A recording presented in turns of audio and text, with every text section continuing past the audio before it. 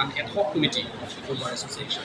Ad hoc committee bang secretary na bache non lada bang committee mase bi. Ati invalid constitution dolo hat invalid kusiku. Anke invalid sipute hala so as per hala so election na atum president secretary atumsi ane si bang ke executive meeting ku. Kasi confuse everything. Lalu sige aku si bang that the ad hoc committee should consist of only new members other than the existing group. Non ke dobang president secretary bang. Tela tundolo pong tela dak dolo legal and alang tumikansi protect our son to allow all newly enrolled advocates, those already enrolled in the state bar, have cleared the AIB examination to practice before any court as per the sanction right to practice under section 30 and 33 of the Advocate Act 1961. Now, better bangke Advocate Act 1961 thing. What my enrolled that AIB get anywhere in India like this. Samila dakat bangke umat ma kene under kene senior under. Ala ningkan kok lending ningkan ini planning kusi bitap dan semua junior tuhan student yang kok keben. Jadi life itu dalam aktifan pen. Ini yung si dang si ningkan kohan kor nangji program te alang tung AIB juga pas government KP pencake aku senior under practice lock pencake masih lock. Alang kang curengnya. Kasi ningkan isi ningkan itu lekap te. Kasi laso isi ini alam pensi masih nantum ke bang cukup ping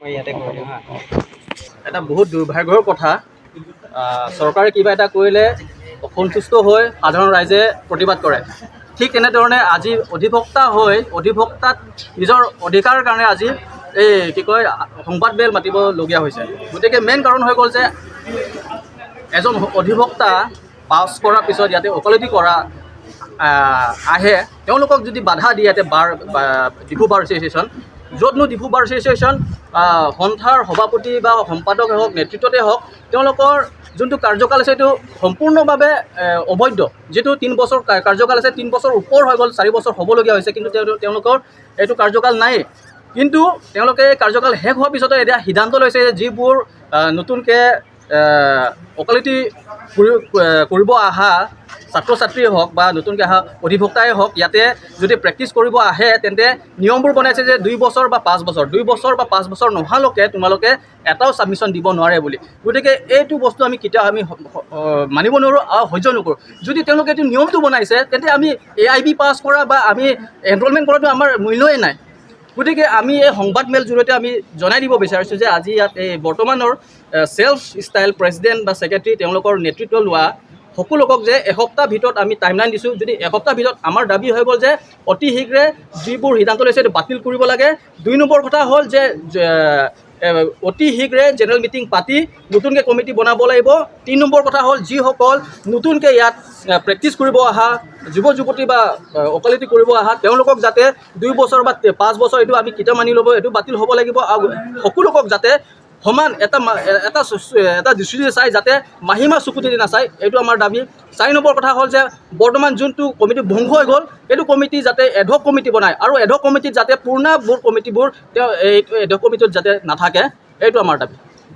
তাৰমানে যিটো বাৰ association আপোনালোকৰ ভিতৰত সলনি হ'ব লাগে সভাপতি সম্পাদক সংবিধান মতে 3 বছৰ কিন্তু 3 বছৰ এটা 4 বছৰ হৈ গ'ল আৰু 4 বছৰত আজিলৈকে এটা জেনেৰেল মিটিং পাতিব পৰা নাই সভাপতি নেতৃত্বতে এটা জেনেৰেল মিটিং পাতিব পৰা নাই কিন্তু তেওঁলোকে এই সিদ্ধান্ত ল'ববোৰ তেওঁলোকৰ সময় থাকে কিন্তু জেনেৰেল মিটিং দিবৰ কাৰণে তেওঁলোকৰ সময় নাথাকে গতিকে এই প্ৰশ্ন তেওঁলোকক সুধিব বিচাৰিছোঁ কিয় জেনেৰেল মিটিং দিব পৰা নাই কিয় সময়মতে তেওঁলোকে নিৰ্বাচন তেওঁলোকে কৰাব পৰা নাই এইটো আমাৰ ডাঙৰ প্ৰশ্ন গতিকে এইটো কমিটিখন গোটেই সম্পূৰ্ণ ইনভেলিড হয় ইলিগেল হয় আৰু ভংগ হৈ গ'ল গতিকে আমাক নতুন কমিটি লাগিব আৰু নতুন কমিটি যাতে জেনেৰেল মিটিং দিয়ক আৰু যিবোৰ সিদ্ধান্ত লয় যাতে যিমানবোৰ সদস্য আছে তেওঁলোকৰ মতামত আৰু তেওঁলোকৰ কনচেণ্টটো লৈ যাতে নতুনখন যিবোৰ আইন আমাৰ কনষ্টিটিউশ্যন আছে তাতে সলনি কৰি এইবিলাক মতামত লৈহে ভৰাব লাগে মানে ইয়াৰ আগৰ যিটো আপুনি কৈ আছে এছ'চিয়েশ্যনৰ সম্পাদক সভাপতি কোন আছিলে আৰু তেখেতসকলৰ নেতৃত্বত যোৱা আপোনাৰ 5 তাৰিখে এটা তেওঁলোকৰ এক্সিকিউটিভ মিটিং বুলি আছিলে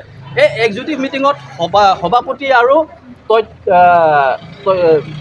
আপোনাৰ জইণ্ট ছেক্ৰেটাৰী আছিলে কিন্তু এই মিটিঙত আপোনাৰ সম্পাদিকা নাই য'তনো এটা সভা হ'লে সম্পাদক বা সম্পাদিকা থাকিবই লাগে, কিন্তু এই তাত মিটিঙত এক্সিকিউটিভ মিটিঙত সম্পাদিকা এবচেঞ্চত তেওঁলোকে এইটো মিটিং আৰু সিদ্ধান্তটো কেনেকৈ লৈছে এইটো ইনভেলিড। আৰু এই মিটিঙত এক্সিকিউটিভ মিটিঙত তেওঁলোকে কৈছে যে বৰ্তমান যোনটো আমাৰ কনষ্টিটিউশ্যন আছে এইটো ইনভেলিড বুলি কৈছে।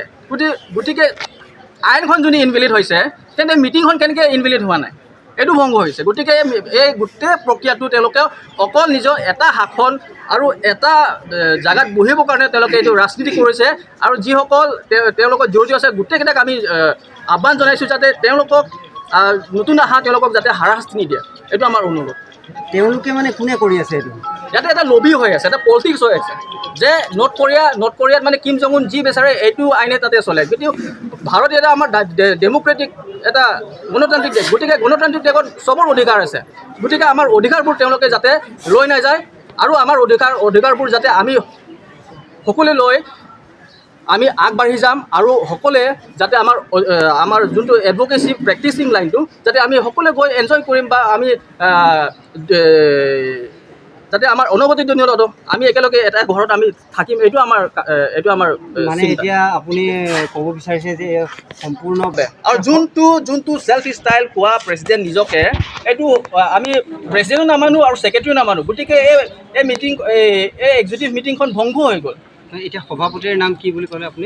সভাপতিৰ নাম হৈ গ'ল দিলীপ ডেকা। গতিকে আমি তেওঁলোকৰ যিবোৰ তেওঁলোকে সিদ্ধান্ত লৈছে আমি কোনো পক্ষে আমি নামানো। মানে এতিয়া বৰ্তমান দিলীপ ডেকাৰ মতেহে মানে সকলোৱে কাম কৰিব লাগিব আপুনি ক'ব বিচাৰিছে?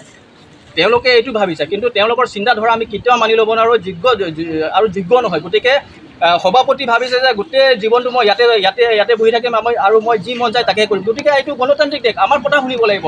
আমি যাক আমি পচন্দ কৰোঁ তাকে আমি নিৰ্বাচন জয় লাভ কৰিম। গতিকে যিসকল তেওঁলোকে ভাবিছে যে মই ইয়াতে হৈ থাকিম, আৰু এটা কথা কৈছে যে ইয়াত যদি সভাপতি আসনত বা নিৰ্বাচন তেওঁলোকে থিয় হ'ব লাগে তেন্তে বনাইছে 20 বছৰ প্ৰেক্টিছ কৰিবলৈ আৰু মাটি পট্টা হ'ব লাগিব। এইটো বস্তু ক'তো লিখা নাই। আৰু এজন অধিবক্তা পাছ কৰাৰ পিছত সুপ্ৰিম কোৰ্টলৈকে যাবলৈ অধিকাৰ আছে, আৰু তেওঁ ইয়াতে ডিফু ভাৰ্চিছত তেওঁলোকে এইবিলাক নিয়ম নীতি বনাইছে, এইটো আমি মানি ল'ব নোৱাৰোঁ আৰু যোগ্য কাৰণ নহয় এইটো।